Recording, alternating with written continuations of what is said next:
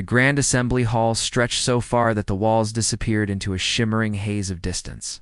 Ambassador Marcus Webb stood at the center of a gravity platform, suspended 300 meters above the chamber floor.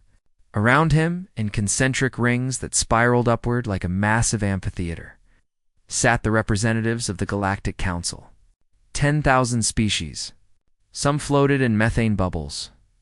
Others pulsed with bioluminescent communication.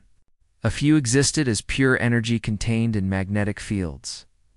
Marcus had seen the recordings during his preparation, but nothing prepared him for the reality. The sheer weight of their collective attention pressed down on him like physical force. He was one human, representing 15 billion of his kind, facing an empire that controlled 6 million inhabited worlds. At the highest point of the chamber, 7 massive thrones materialized from nothing. The Archons had arrived. These beings ruled the council, each one commanding resources that could reshape planets. The lead Archon, a creature called Velfor, possessed 6 arms and skin that shifted through colors humans had no names for. When he spoke, every translator in the chamber activated simultaneously. Species designation human. You stand in the hall of final judgment.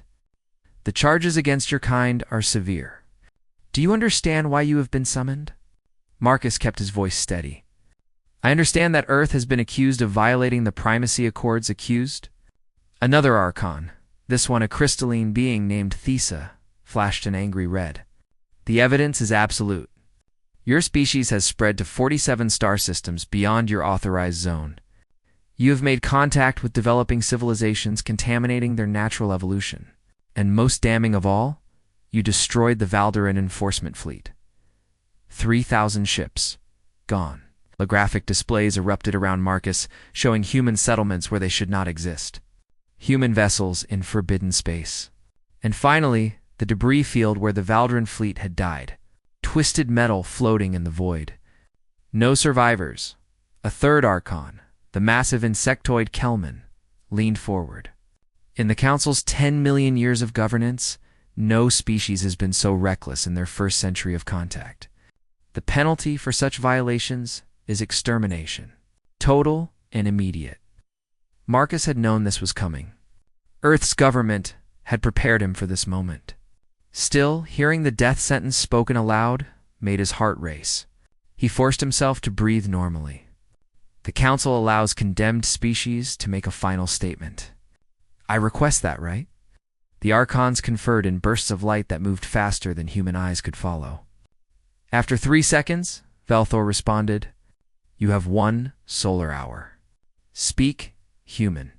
Though no species has ever talked their way out of this chamber alive. I am not here to beg, Marcus said. I am here to deliver a message from Earth, but you need to understand how we arrived at this moment. We know how you arrived here, Thesa interrupted. We discovered your species 3 years ago when you achieved faster-than-light travel. We offered you membership in the Council as a protected junior species. You were given clear boundaries. You ignored them. Marcus nodded slowly. That is what you believe happened. But you are wrong about one crucial detail.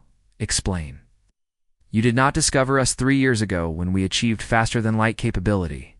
You discovered us 3 years ago when we wanted you to find us. A ripple of confusion spread through the chamber. Thousands of alien species stirred, their various forms of communication creating a wave of noise. Velthar raised a limb for silence. Impossible. Our sensor network spanned the entire galaxy. We detected your first FTL signature and made contact within days. You could not have hidden from us. Marcus gestured, and a hologram appeared from his personal data core. It showed Earth's solar system in standard visual spectrum. Just the planets, some asteroids, nothing unusual. Then the image shifted to infrared. Suddenly, thousands of heat signatures appeared throughout the system. Mining operations, industrial complexes, shipyards. Your sensors are calibrated to detect traditional FTL drives, Marcus explained. Gravity displacement, spatial folding, warp fields. All the methods known to Council species, but those are not the only ways to move faster than light. The image changed again. showing a human vessel moving through space using a propulsion method that created no detectable signature. We developed alternative systems first: dark matter compression, quantum tunneling, dimensional phase shifting. Slower than your drives, more expensive to build, but completely invisible to your detection grid. How long? Thes's crystalline form had turned a pale, shocked blue. 207 years.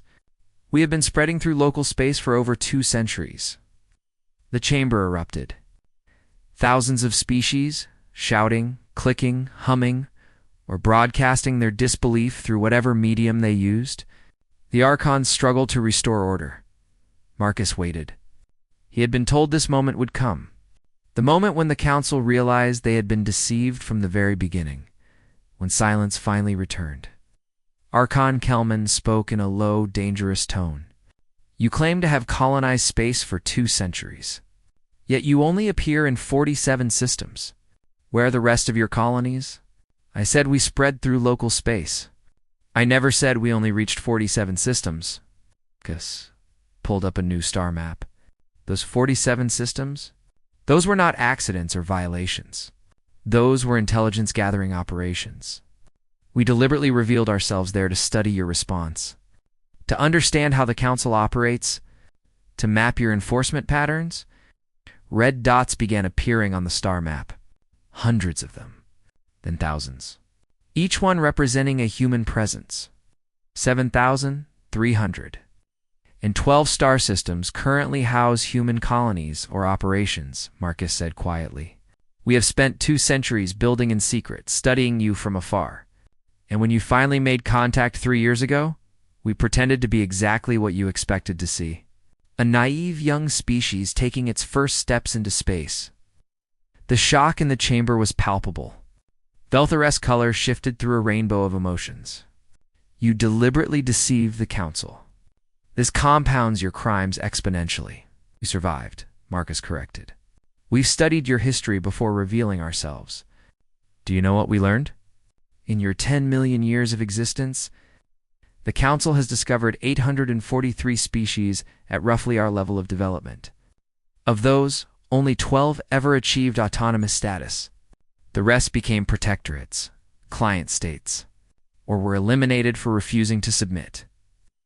Those species were dangerous or unstable, Thesa protested. Those species could not be easily controlled, Marcus replied. We read the records. We saw the pattern. Species that submit immediately are never trusted with real power. Species that resist are crushed. The only way to earn respect in this galaxy is to prove you cannot be conquered cheaply. And the Valdaran fleet? Kelman demanded.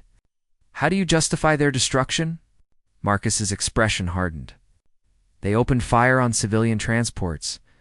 3 colony ships carrying 14,000 people, including 4,000 children.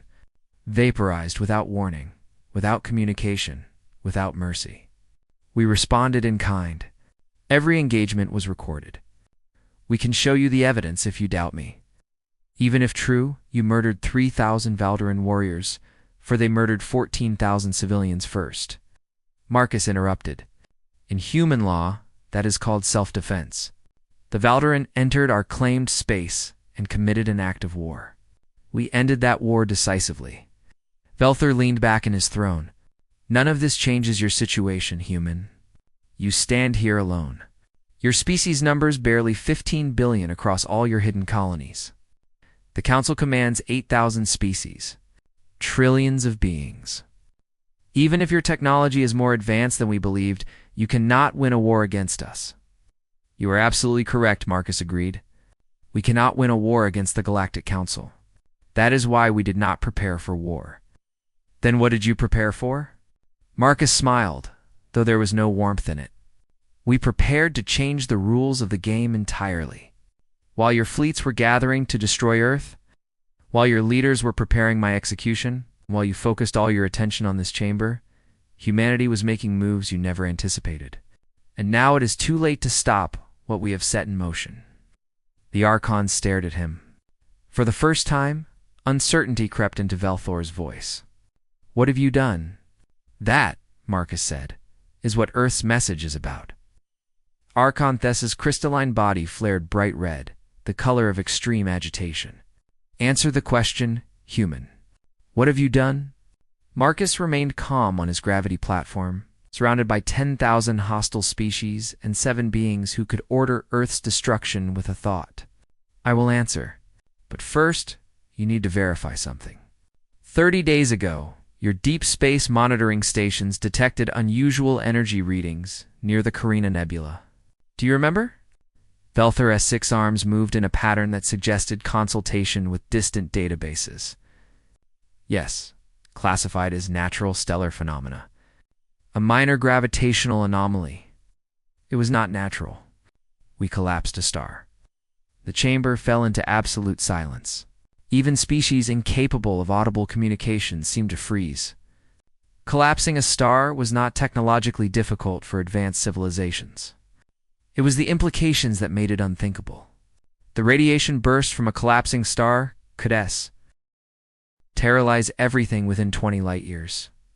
It was banned under 17 separate galactic accords. You lie, Kelman said, but his massive form had gone very still. No species would commit such an atrocity. Check your records again. 18 days ago, similar readings near the Orion Spur. 12 days ago, in the Sagittarius Arm. 6 days ago, in the Perseus Quadrant. Marcus pulled up a star map showing 47 points of light, each one marked with a time stamp. 47 stars, Archons, each one carefully selected, each one surrounded by council infrastructure, supply depots, fuel stations, communication relays, military staging areas. Ports began flooding into the chamber from across council space. Monitoring stations confirming the anomalies. Scientists revising their earlier classifications. The collapses were real. They had already happened. This is madness. Dessa's voice came through the translators with a tremor. Collapsing 47 stars require resources and coordination far beyond what a juvenile species should possess. We had 200 years to prepare, Marcus reminded her. 7,000 systems to draw resources from? Dark matter is abundant in space, Archons. Harvesting it is just an engineering problem. And humans are very good at solving engineering problems when survival is at stake. A new Archon spoke for the first time, a being of pure energy named Rixtel. Its voice was like static, translated into sound. The radiation from those collapses, where is it going? Natural dispersion should have created detectable signatures across multiple sectors. But we see nothing, correct, Marcus confirmed. The radiation is not dispersing naturally. It is being channeled. He expanded the star map, showing complex gravitational lensing arrays positioned around each collapsed star. Massive structures that bent and focused the deadly radiation like cosmic magnifying glasses. We learned this technique from studying the Valdaroon, actually. Ironic, considering what happened to them. Each array is directing its star's radiation into a focused beam. 47 beams of concentrated destruction, and they are all aimed at Council Core worlds. The chamber exploded into chaos, species screaming in their native languages, delegates abandoning their seats, emergency broadcasts being sent to homeworlds across the galaxy. The Archons themselves seemed momentarily paralyzed by the scope of what Marcus had just revealed. When order was finally restored, it was Velthor who spoke, and his voice carried a weight of absolute authority. You have just confessed to the greatest crime in galactic history. You have weaponized stellar collapse. You have aimed weapons of mass extinction at civilian populations. The Council has no choice but to order immediate and total extermination of your species. Every human world will burn. You could do that, Marcus agreed calmly.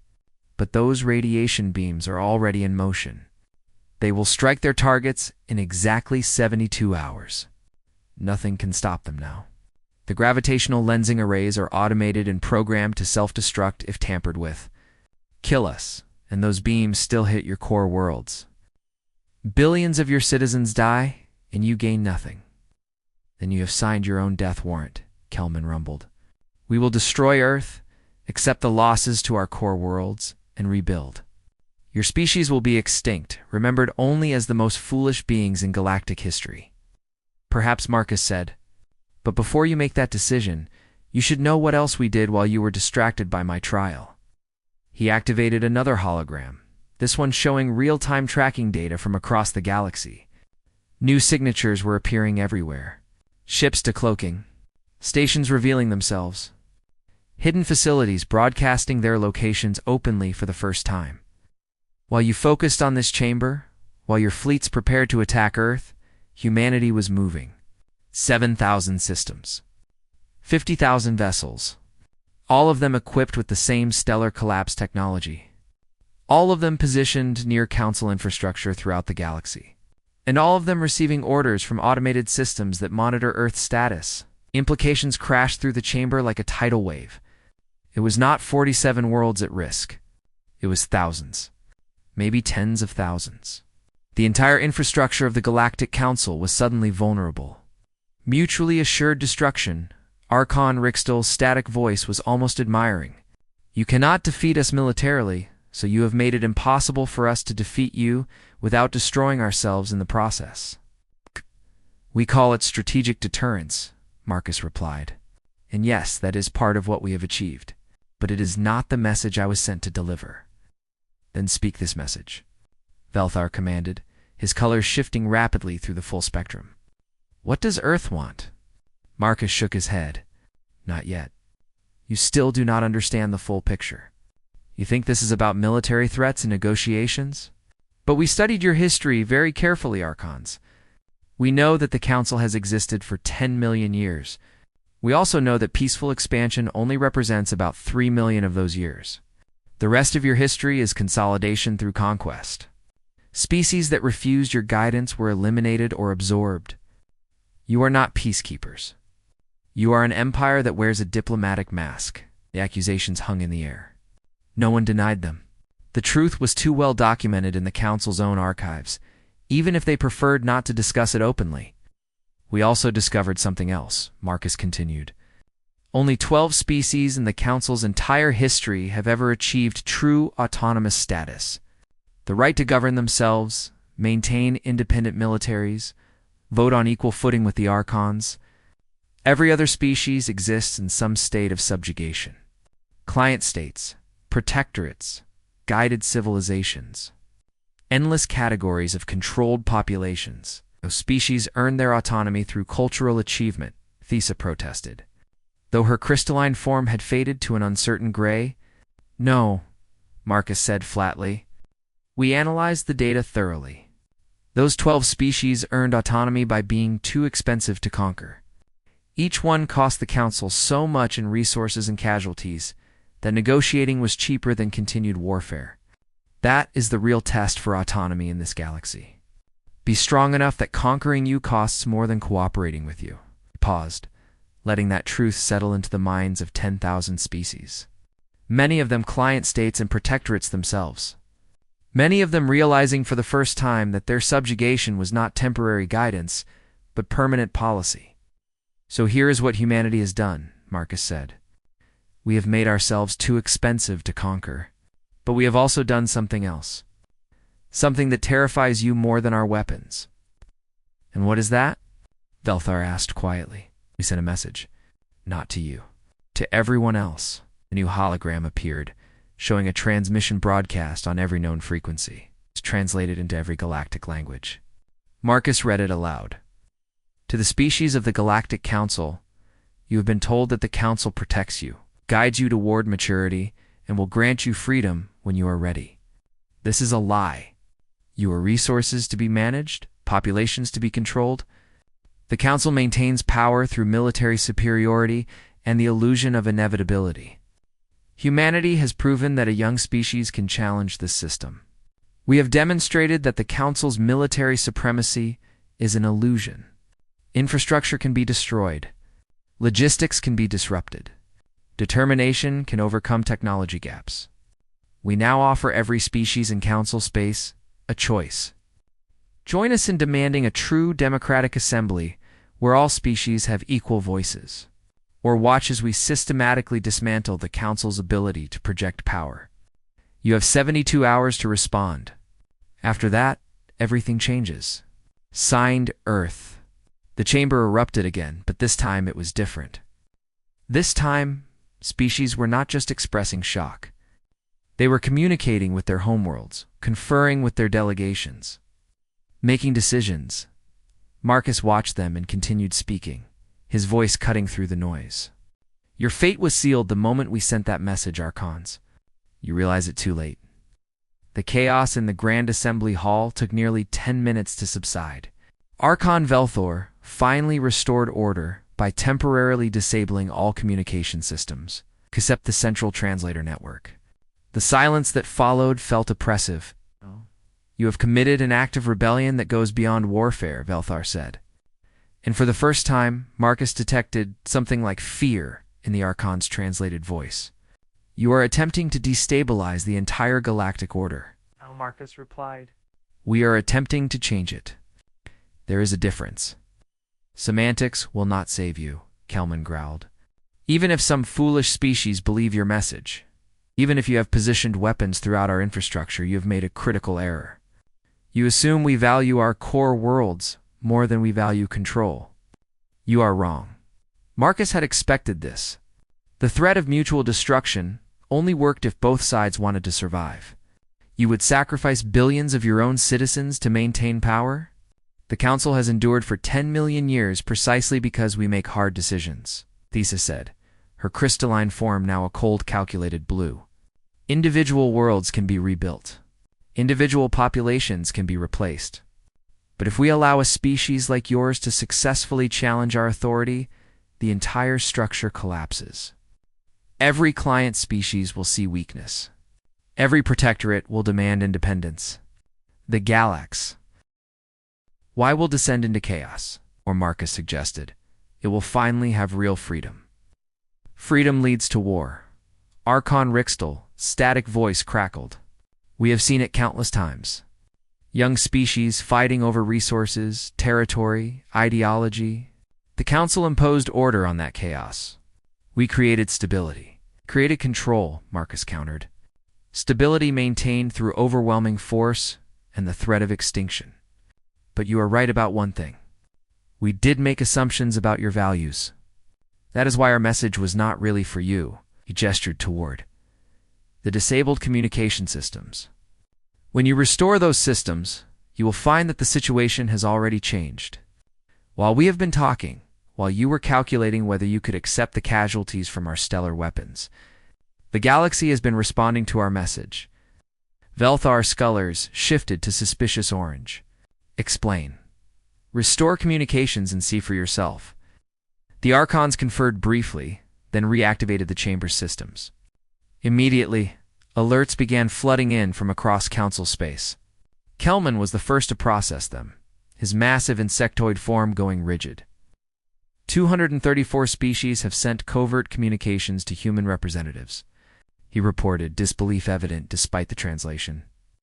47 have openly declared support for Council reformation. The Krill Confederation has withdrawn all military forces from Council enforcement operations. The mineral guilds have suspended resource shipments pending negotiations. 18 species have stopped paying annual tribute. More reports came in rapid succession. Trade routes closing. Defense pacts being questioned. Client species demanding immediate talks about their status. The carefully maintained order of the Galactic Council was fracturing in real time. This is your doing, Thesa accused, her crystalline form flashing between angry red and shocked white.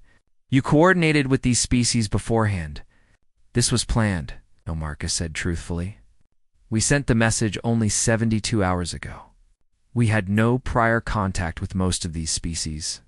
They are responding on their own because our message confirmed what many of them already suspected. That the Council's power is not inevitable, that change is possible. A smaller delegate, representing a species called the Nyx Collective, stood up in the middle tiers of the amphitheater. The human speaks truth. My people received no advance warning. But we have been a client state for 6,000 years. We were told repeatedly that we would achieve autonomy when we proved ourselves worthy. When we learned that only 12 species in 10 million years ever achieve that status, we understood the lie. The human message did not create our desire for freedom. It simply proved that pursuing freedom was not suicide. Other voices joined in. Species Marcus had never heard of, representing populations he could not imagine, all echoing the same themes. Frustration with endless oversight, anger at being perpetually classified as immature, resentment at watching resources extracted from their worlds while being told it was for their own good. The Archons watched their empire beginning to unravel. Velthar turned his attention back to Marcus. You have started something you cannot control. These species think they want freedom, but they do not understand what they are asking for. Without council structure, there will be conflicts, wars, suffering, possibly, Marcus acknowledged. Freedom is messy. Self-governance is hard. But slavery is worse, even when you dress it up in diplomatic language and call it guidance. We do not enslave. Thesa protested. You control every aspect of client species development, Marcus shot back. You dictate their technology levels, their territorial boundaries, their trade relationships, their military capacity. You monitor their communications, approve their leaders, and veto any decision you dislike. If that is not slavery, it is close enough. Those restrictions prevent conflict and protect developing species from their own mistakes, or they prevent those species from ever becoming strong enough to challenge you. Which is the real reason, Archon. Velthar raised a limb for silence. Enough philosophy. Let us speak practically. You have created chaos. You have positioned weapons throughout our territory. You have turned client species against us. What do you actually want, human? What are Earth's demands? Marcus took a breath. This was the moment everything had been building toward. First, immediate autonomous status for Earth and all human colonies. Full voting rights in the Council. No oversight, no restrictions, no probationary periods. Granted, Velthor said immediately, which surprised Marcus. Continue. Second, an independent review of all client species and protectorates. Those who wish to petition for autonomy should be allowed to do so, with clear public criteria for evaluation. No more secret standards that conveniently keep species subjugated forever. The Archons conferred. Problematic, but negotiable. Thesa finally said, what else? Third, demilitarization of Council enforcement fleets by 40%, converted into genuine peacekeeping forces with oversight from member species. Not just the Archons. Absolutely not, Kelman roared. You ask us to disarm ourselves while you remain armed. This is treachery. We are not asking you to disarm completely, Marcus clarified. Just reduce to levels appropriate for actual peacekeeping rather than conquest. And yes, we will remain armed, as will any species granted autonomy. That is the point. Power should not rest solely with the Council. And fourth, Velthar prompted, open access to all Council historical records. Everything. Wars, negotiations, internal debates, decisions about client species. Complete transparency. The Archons reacted as if struck. Never Rixtel's static voice was absolute. Those records contain sensitive information about thousands of species. Military secrets. Diplomatic vulnerabilities. They contain the truth, Marcus said. And that truth belongs to all species, not just the Archons. You have spent 10 million years controlling the narrative. Time to let everyone see the full picture. These demands would fundamentally alter the Council's structure, Velthor said slowly. They would end our ability to maintain order. They would end your ability to maintain control, Marcus corrected. Order can exist in democratic systems. It just requires consent instead of force. And if we refuse, Thesa asked. If we decide to call your bluff, accept the casualties from your stellar weapons, and destroy Earth anyway. Marcus had been waiting for this question. Then you lose everything, because the weapons are not the real threat. The message was. He pulled up the communication logs again, showing the flood of responses from across the galaxy. These species are not supporting us because they fear your retaliation. They are supporting us because we proved change is possible. Kill Earth, and we become martyrs. Our message becomes prophetic. The Council will have proven that it maintains power through violence exactly as we claimed. Every species watching will know that resistance leads to extermination. And instead of discouraging rebellion, that knowledge will make it inevitable. You are gambling with your entire species, Velthor observed. We gambled the moment we revealed ourselves to you, Marcus replied. Earth's government understood the risks. We knew that submitting would mean perpetual subjugation. Fighting would mean extinction. So we chose a third path. We changed the game. Now you have to decide whether you want to be remembered as the council that embraced reform, or the empire that collapsed, trying to prevent it. The chamber fell silent as the Archons considered the impossible choice before them. The Archons withdrew to private consultation, leaving Marcus suspended on the gravity platform for 43 minutes. He knew they were communicating at speeds humans could not match, running probability matrices, consulting with military commanders across the galaxy, calculating outcomes for countless scenarios. When they finally returned, the weight of their decision was visible in their changed demeanor. Velthor spoke first. His colors had settled into a deep, resigned purple. Ambassador Webb, the Council has analyzed your position. We have reviewed the responses from client species. We have assessed the strategic implications of your weapons systems and the political impact of your message. And we have concluded something that disturbs us greatly. Just died. You were right.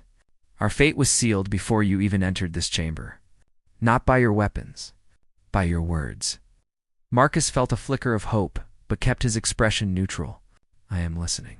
These's crystalline form had shifted to contemplative gray. We ran simulations. If we destroy Earth and accept the casualties from your stellar weapons, the Council survives militarily. Our forces are sufficient to suppress any immediate rebellions. But the political cost is catastrophic. 312 species have now expressed support for reform. That number grows every hour. If we exterminate humanity, we prove that the Council maintains power through fear of extinction. Every client species will understand that their only safety lies in achieving sufficient military strength to deter us. The result is an arms race we cannot win. Because you cannot watch everyone at once, Marcus said, understanding. And now they know you can be deceived. Kelman admitted. Your 200-year deception demonstrated that young species can hide from our sensors. Every client species now knows that developing secret weapons is possible. We can enforce compliance through fear of consequences, but we cannot prevent them from trying. Eventually, someone will succeed in building sufficient force to resist us. Then others will follow.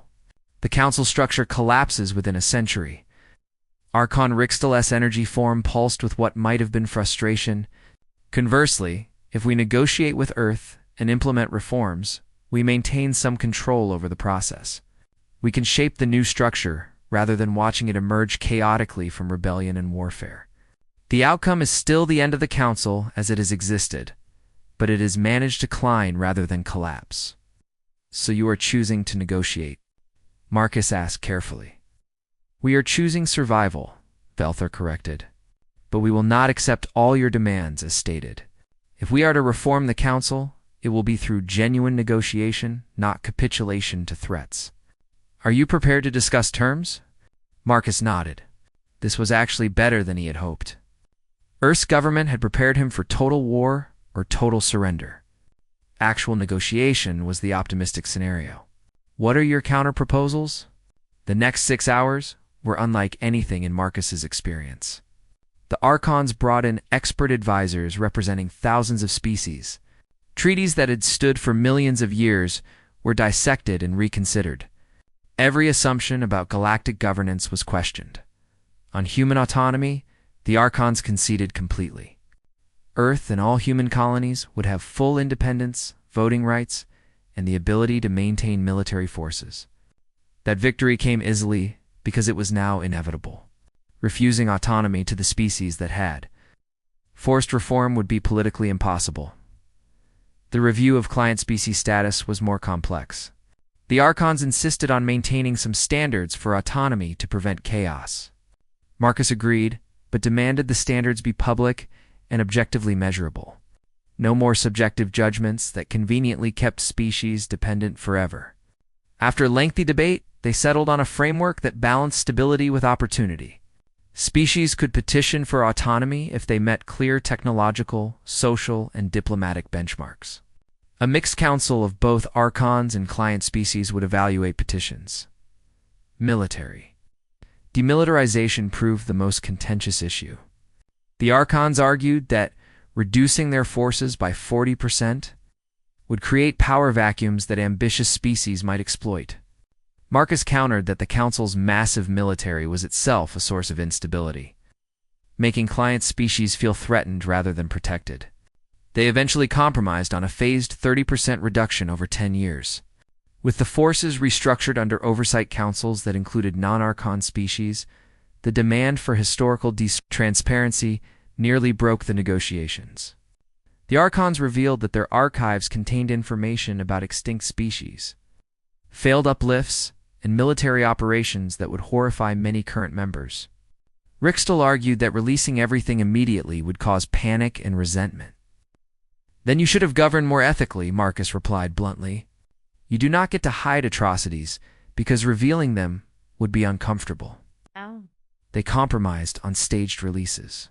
Recent history, covering the last million years, would be made public immediately. Older archives would be released in phases over a century, with historians and ethicists from multiple species given access to provide context and analysis.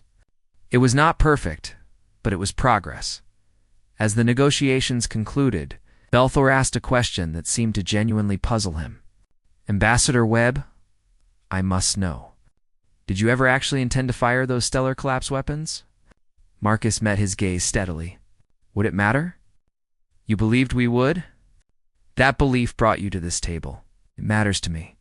I want to understand if we are negotiating with beings who would commit genocide or beings who successfully bluff their way to power." Marcus considered his response carefully. The weapons are real. The arrays can function as described. Every human operator received authorization to activate them if Earth fell. So yes, we were prepared to fire them. But would we have? I honestly do not know. Earth's government hoped we would never find out. Sometimes the most important questions are the ones you do not have to answer, Thesa interjected. And what happens now? You have sparked a revolution across the galaxy. Species are demanding reforms, questioning authority, organizing movements. This will not be a smooth transition. There will be conflicts, possibly wars, certainly chaos. Do you accept responsibility for that? I accept that change is difficult, Marcus said. But continued subjugation guaranteed ongoing resentment and eventual violent rebellion. We may have accelerated the timeline, but we did not create the underlying problem. The Council did that by building an empire and calling it governance. An empire that brought stability to 6 million worlds, Kelman rumbled. Stability based on control and fear? Perhaps it is time the galaxy tried freedom instead, even with all its messy complications. The final accord was prepared, a document that would reshape galactic civilization. As Marcus prepared to sign on behalf of Earth, Velthor approached him privately. "You were clever, Ambassador, ruthlessly so. But answer me honestly. What happens when other species use your tactics? When they threaten violence to achieve their goals, citing Earth as their example?" Marcus paused, the question weighing on him. "Then the galaxy will learn what Earth learned centuries ago. Violence is easy. Building something better is hard. We did not threaten you because we wanted war. We threatened you because nothing else would make you listen. Now you are listening. Now we have a chance to build something actually worth having. A council based on cooperation, not domination. And if that fails, if democratic governance proves unable to maintain order, then we will have failed together as equals, rather than lived as subjects to your authority. That is worth the risk." Velthar's colors shifted through a complicated pattern. "I am not certain I agree with your philosophy, human. But I respect your courage in pursuing it. Let us hope your optimism is justified." Marcus signed the accord, his hands steady, despite the magnitude of what he was doing. With that signature, the 10-million-year structure of the Galactic Council fundamentally changed. The message had been delivered. The fate of the old council was sealed, 3 months after the Accord of Reformation was signed. Marcus stood in the newly renovated assembly hall. The space had been redesigned to reflect the changed power structure. Instead of concentric rings emphasizing hierarchy, the seating now formed a vast circle, with the archons occupying positions no higher than any other representative. The gravity platform where condemned species once stood alone had been removed. Now everyone spoke from the same floor level. The first reformed session was about to begin. Representatives from 247 species filled the hall, with thousands more observing remotely. 43 species had already achieved autonomous status through the new petition process. The Council's military had begun its restructuring, with the first oversight committees already operational, and the historical archives had started releasing their contents. Sparking debates and revelations across the galaxy, not everyone was happy with the changes. 17 species had declared the Reformation illegitimate and withdrawn from Council space entirely. Small conflicts had erupted in 3 sectors where species disputed territorial claims without Council enforcement to mediate. Some of the revealed historical records had triggered calls for reparations and justice that might take centuries to resolve. Freedom, as Marcus had warned, was indeed messy, but it was also energizing. The hall buzzed with genuine debate, rather than ritualized affirmation of archon decisions. Species that had never been allowed voices in governance now proposed policies, formed coalitions, challenged assumptions. The chaos was frustrating and exciting in equal measure. Velthar called the session to order.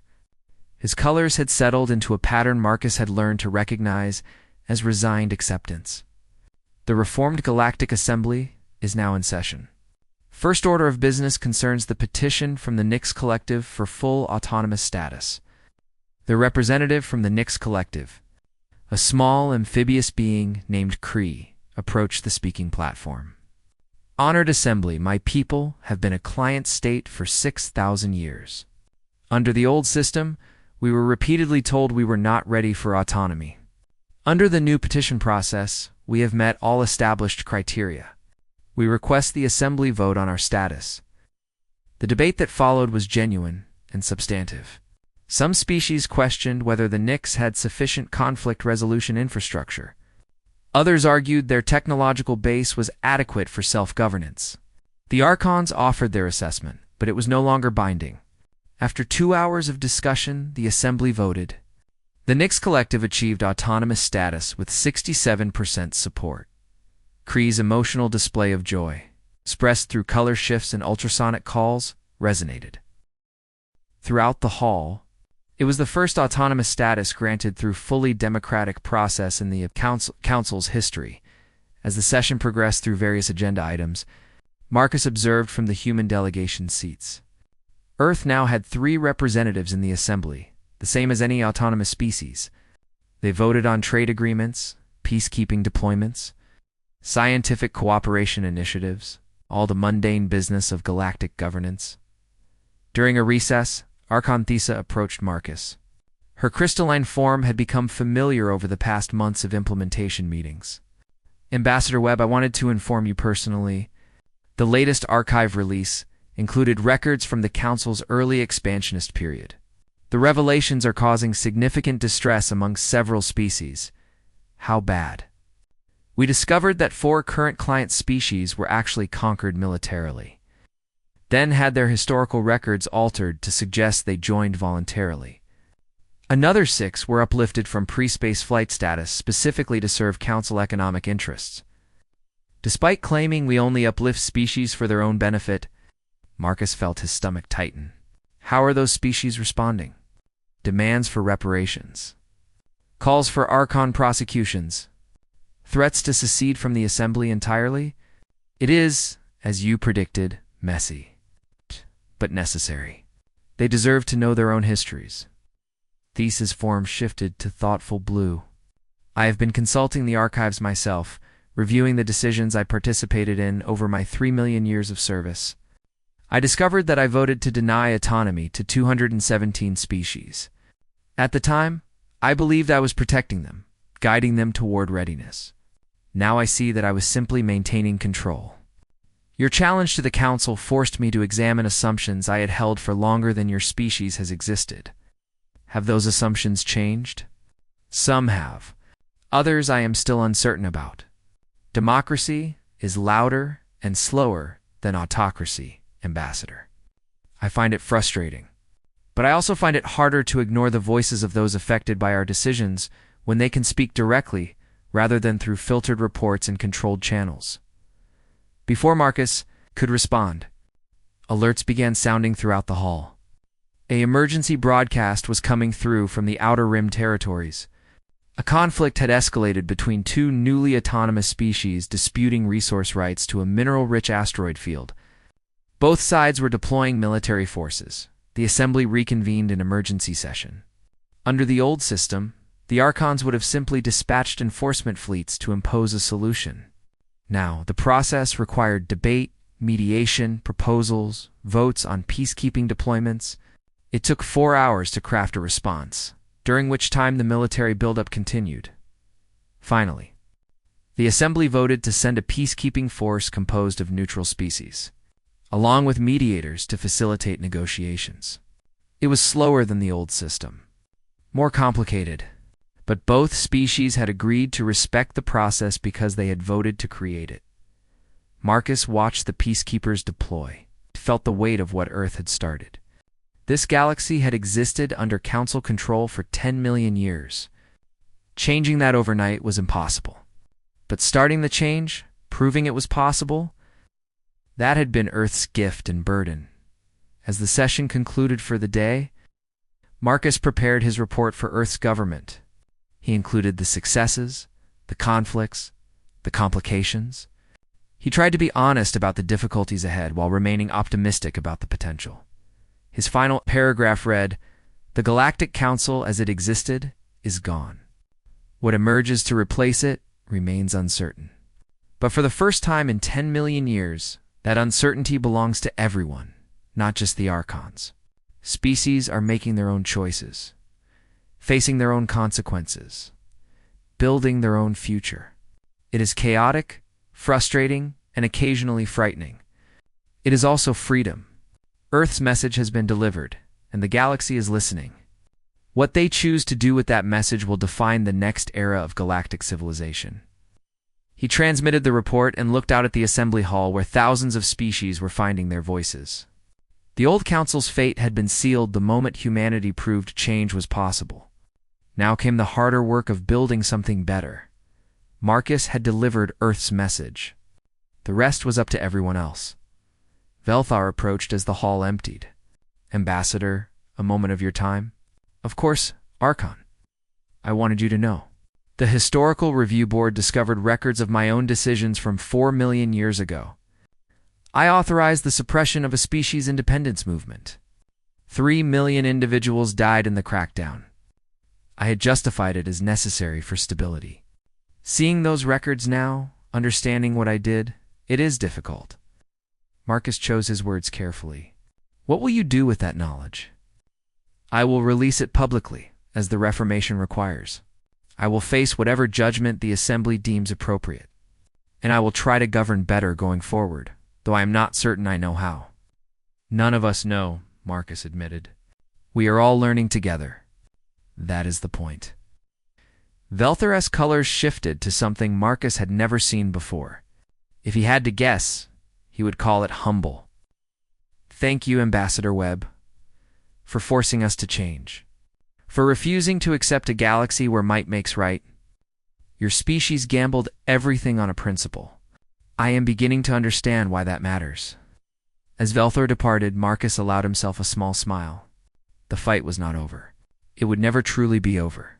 But they had changed the rules, shifted the balance, proven that the impossible was merely difficult. Earth's last message had been clear. You realized too late.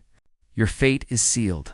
The Archons had indeed realized too late that their empire could not survive. It's contact with a species willing to risk everything for freedom. Their fate had been sealed not by weapons, but by ideas. And now, across 6 million worlds. Those ideas were spreading. The galaxy would never be the same. Retriclod can make mistakes.